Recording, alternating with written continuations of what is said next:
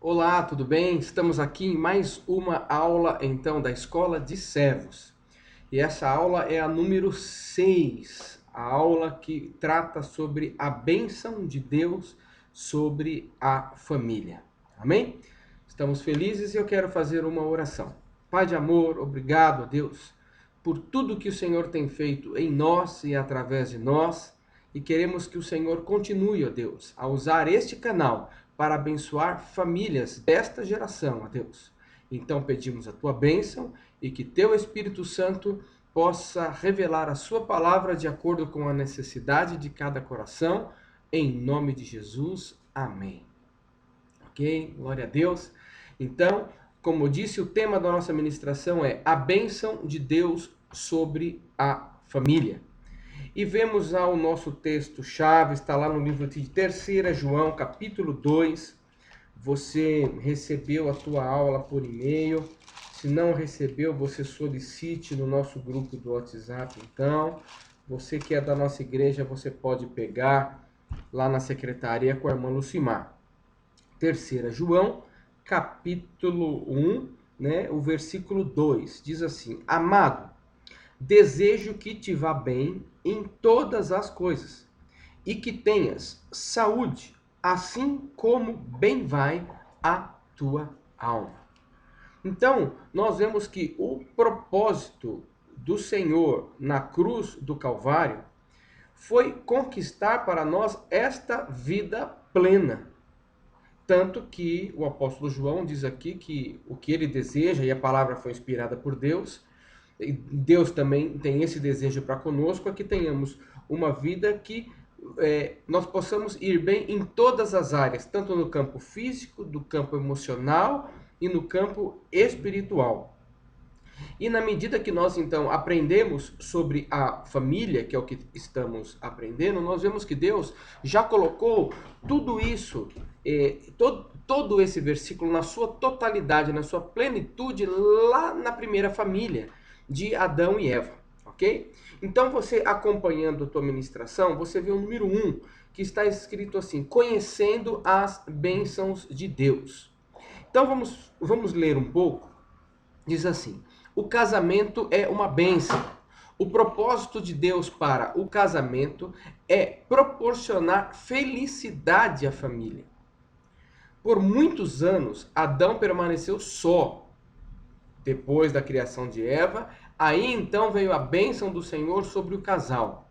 Depois amou tanto o primeiro casal que mandou um filho para proporcionar, para que eles pudessem então receber todas as bênçãos através do papai, da mamãe e do filho. Nós sabemos que um casamento só de papai e mamãe falta alguma coisa. Tanto que falta alguma coisa que a gente procura ter o filho. É uma necessidade do ser humano. Alguns nesta geração, por ser egoístas, não querem ter filhos. Mas o fato é que Deus, ele fez papai e mamãe e mandou procriar para ter filhos. Então, lá em Gênesis capítulo 1, então, nós já vemos Deus reproduzindo toda essa totalidade do caráter dele nesta família, porque Deus ele é composto de Deus Pai, Deus Filho e Deus Espírito Santo. Três pessoas em uma pessoa só. Então Deus ele também criou papai, mamãe e filhinhos para que pudéssemos entender que a totalidade que Deus tem nele, no Filho e no Espírito Santo também se encontra na família.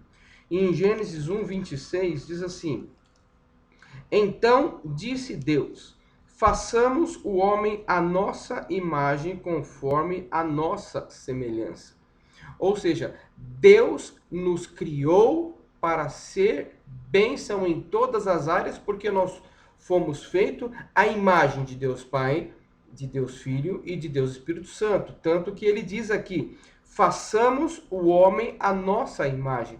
Deus não fez sozinho. Você viu que ele compartilhou com o seu Filho Jesus e com o Espírito Santo. Então, nós precisamos entender que a nossa família é um reflexo da família de Deus. Item B, a harmonia divina. E aqui o texto diz assim: Deus é trino, Pai, Filho e Espírito Santo. Os três são um e nunca estão em desacordo. Do mesmo modo, Deus criou o casamento para que o casal viva em completa harmonia.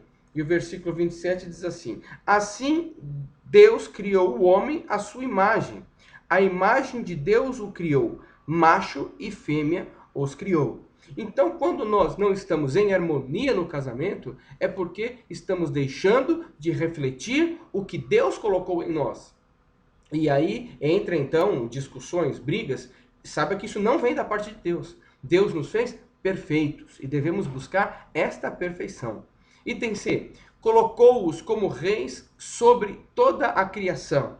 E o versículo 28, Deus disse assim ainda: Deus os abençoou e lhes disse: frutificai e multiplicai-vos, enchei a terra e sujeitai-a, dominai sobre os peixes do mar, sobre todas as aves dos céus e sobre todos os animais que se arrastam sobre a terra. Ou seja, Deus nos colocou para dominar sobre as circunstâncias desta vida.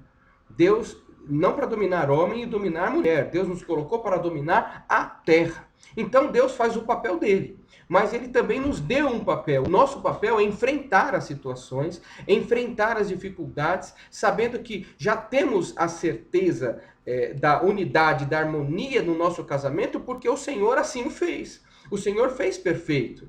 Então, por conta do pecado, por conta do erro, então muitas vezes há uma desarmonia. Mas devemos entender que Deus já abençoou a tua vida, já abençoou o teu casamento, já abençoou a tua família.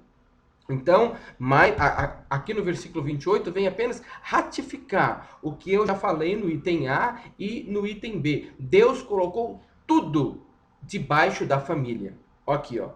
Frutificai, multiplicai, enchei a terra, sujeitai-a, dominai sobre os peixes, as aves. Por isso que nós temos a liberdade para caçar, para pescar. Tudo está debaixo da família. A família é o que reflete a bênção de Deus neste mundo. A tua família, viu? O item D.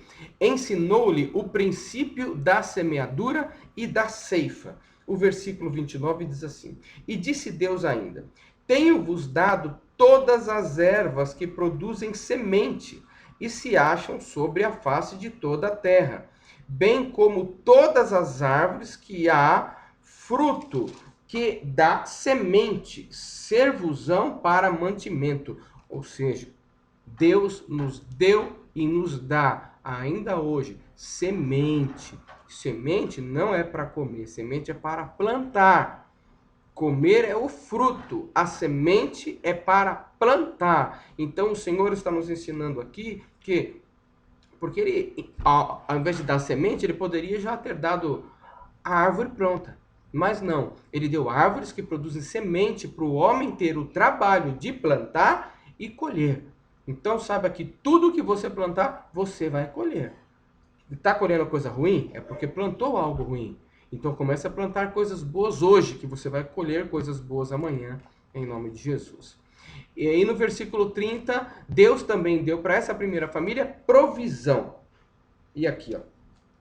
E a todos os animais da terra, a todas as aves do céu e a todos os seres viventes que se arrastam sobre a terra, tenho dado todas as ervas verdes como mantimento, e assim foi. Ou seja, Deus deu para o homem plantar, comer da sua plantação e também deu provisão para os animais e para toda a terra. Toda a terra ela se sustenta então sozinha pela criação de Deus, e Deus fez tudo isso e colocou tudo isso abaixo da família, ou melhor, acima da família. A família é a base da sociedade. Então, para termos uma sociedade harmônica, devemos ter famílias harmônicas, porque o restante se arranja. Nós não vemos brigas de animais que possam afetar a humanidade, mas vemos sim famílias desestruturadas, não tomando posse da bênção de Deus sobre a vida delas. e, por consequente, a gente vive nessa sociedade fora de harmonia, porque a base, a estrutura não está firmada na rocha que nós sabemos que é Jesus Cristo. Amém? E lembrando então, o tema da nossa ministração é a bênção de Deus sobre a família. Nós temos no livro de Deuteronômio, capítulo 28, as bênçãos de Deus. E são muitas elas, né? Eu quero ler apenas algumas delas aqui para nós estudarmos, mas nós vamos falar de bênçãos e de maldições. E eu quero que você leia na sua casa, Deuteronômio capítulo 28, dos versículos 1 ao 14, é colocado as bênçãos do Senhor. E do 15 até o versículo 68, ou seja, do 15 ao 68, mais de 50 versículos de maldição. Ok? Então, as bênçãos de Deus estão sempre além do que a mente do homem possa perceber. Deus não é pobre, não é miserável, portanto, sempre nos dá com abundância. Ele não pensou em dar ao homem uma pequena porção de terra e uns poucos animais para ele e sua descendência. Ele foi muito generoso e deu a terra para que o homem e sua descendência habitassem e dela desfrutassem para sempre. E em Deuteronômio 28, nós vemos aqui que o Senhor, ele nos dá promessas. Se nós obedecermos essas promessas, nós vamos ter essas bênçãos. É claro que se você está em Jesus, todas essas bênçãos já lhe pertencem. Mas para você tomar posse dessas bênçãos, você precisa estar em Jesus. E estar em Jesus é obedecer a palavra de Deus. Não basta apenas estar em Jesus, viver pela graça. Pela graça sois salvos. Mas nós precisamos praticar a palavra de Deus, ou seja, tudo o que fizermos, nós devemos antes perguntar: Jesus faria isso em meu lugar? Então, se fazemos tudo de acordo com o que Jesus faria, então nós temos essas bênçãos de Deuteronômio 28 garantidas para nós, tá? Então, por isso estamos no Velho Testamento, mas fazendo uma analogia com Jesus no Novo Testamento e na época da graça. Então, o versículo 1 diz assim: se atentamente obedeceres à voz do Senhor teu Deus, tendo cuidado de guardar todos os seus mandamentos que hoje te ordeno, o Senhor teu Deus te exaltará sobre todas as nações da terra. Versículo 8. O Senhor mandará que a bênção esteja contigo nos celeiros e em todo o empreendimento da tua mão. O Senhor teu Deus te abençoará na terra que te dá. Então, são aqui 14 versículos, 13 versículos de bênçãos do Senhor. Bênção na entrada, bênção na saída. Em todos os locais nós vemos a bênção do Senhor para aqueles que estão com Cristo Jesus, obedecendo a sua palavra. Então, na tua casa, você está discutindo com teu marido, está discutindo com teu filho, Jesus faria dessa forma? Faria, ele faria sim. Então, as bênçãos do Senhor vão repousar sobre a tua vida. Jesus faria diferente? Então, faça diferente, né? Faça como Jesus faria, ok? E o propósito de Deus sempre foi abençoar. Mas como Deus pode abençoar algo que vai contra a sua palavra? Por isso essas condições. Se você fizer, ele faz isso, porque o caminho da bênção é o caminho da obediência. O caminho da bênção é o caminho trilhado pela palavra de Deus que já escreveu. Então, ele já deixou, como se você estivesse numa estrada, e nessa estrada tem radares, e lá está escrito, se você passar 90, você vai tomar uma multa. Não tem como mudar isso, já está programado. Então, se você passar de 90, você vai levar a multa, porque já está programado. E a palavra de Deus é a mesma coisa, ela já foi escrita, ela não muda. Não dá para mudar, já está escrito, e Deus honra pela palavra.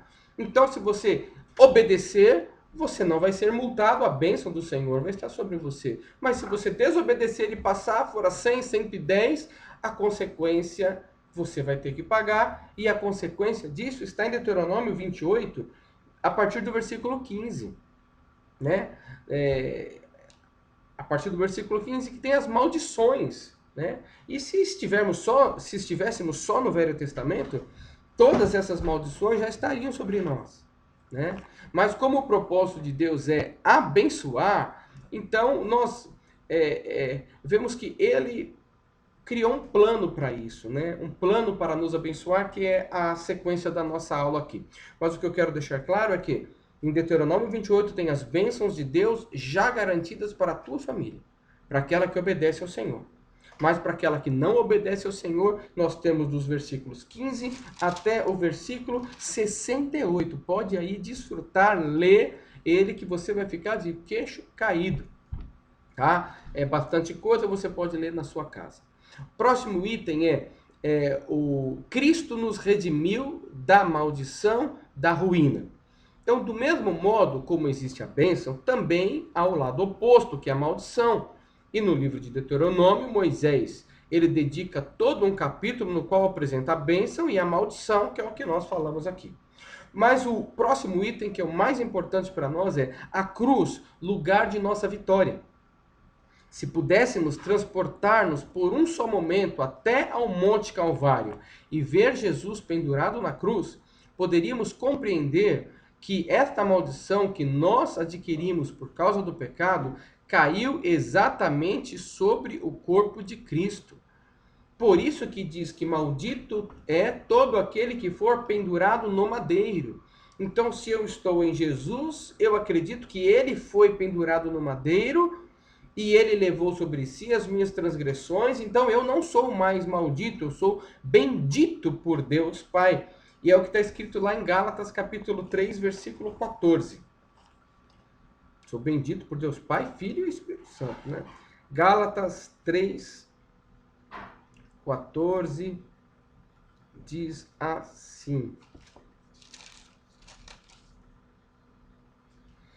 e ele nos resgatou para que a bênção de Abraão chegasse aos gentios por Jesus Cristo, e para que pela fé nós recebêssemos a promessa do Espírito. Então, quem nos resgatou da cruz foi Jesus Cristo, para que nós pudéssemos herdar a bênção de Abraão. Então, para aqueles que estão em Cristo Jesus, tem que ter plena convicção e plena certeza que você está em Cristo Jesus e que o que tem acontecido na tua casa, na tua vida, não tem nada a ver com maldição, porque Jesus já pagou sobre a tua vida. Muitas vezes o erro, a dificuldade que você está passando agora, o diabo quer dizer para você que foi por conta do teu pecado. Só que Deus não é injusto. Ele não cobraria duas vezes pelo mesmo pecado. Então, o meu pecado, o meu erro, já foi pago por Jesus Cristo na cruz. Por isso que quando eu erro, eu me arrependo, eu peço perdão e corro para a cruz de Cristo. Por isso que estou na Santa Ceia do Senhor, para lembrar que eu preciso do sangue de Jesus, que é o que me purifica de todo o pecado. Então, entenda na tua cabeça. Você é abençoado por Deus, Deus fez a tua família para ser abençoada e abençoar a terra, sujeitando-a debaixo desta bênção. Tua família é uma família de bênção.